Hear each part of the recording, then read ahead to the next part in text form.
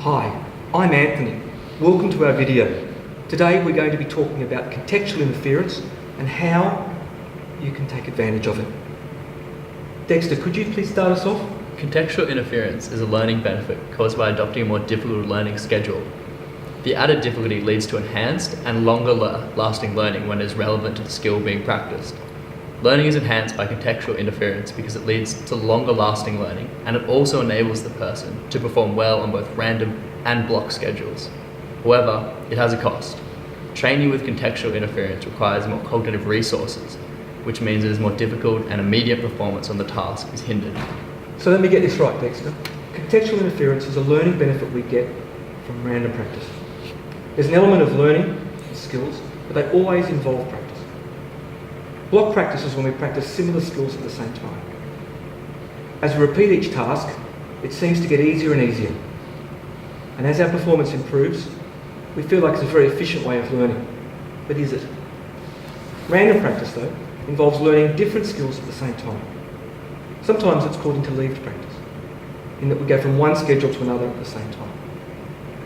It feels less effective intuitively, but each time we stop, we seem like we have to start again.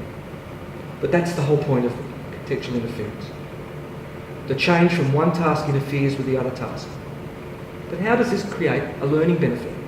So, Anne, the greater relevant cognitive load provides a better and longer term learning. For example, a landmark study by Shea and Morgan had participants practice either blocked or random practice.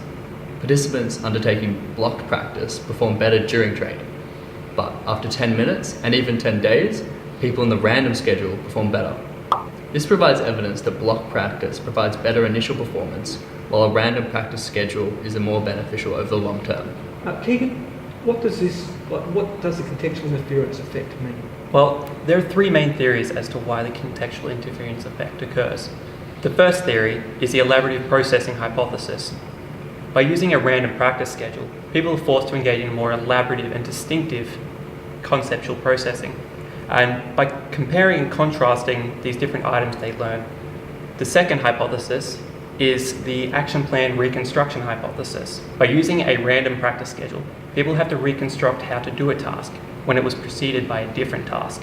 That is, the increased reconstruction leads to better learning. The third theory is the error processing hypothesis.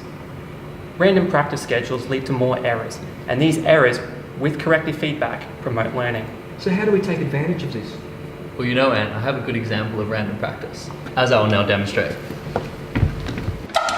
So, if I want to get better at my full toss ability, I can practice this in a block schedule, where I would repeatedly practice the same shot over and over again. Alternatively, I can do a random schedule, where I'll mix it up and do a different shot each time on a randomized basis. For example, I can do a jump shot, a behind the back shot, or overhead.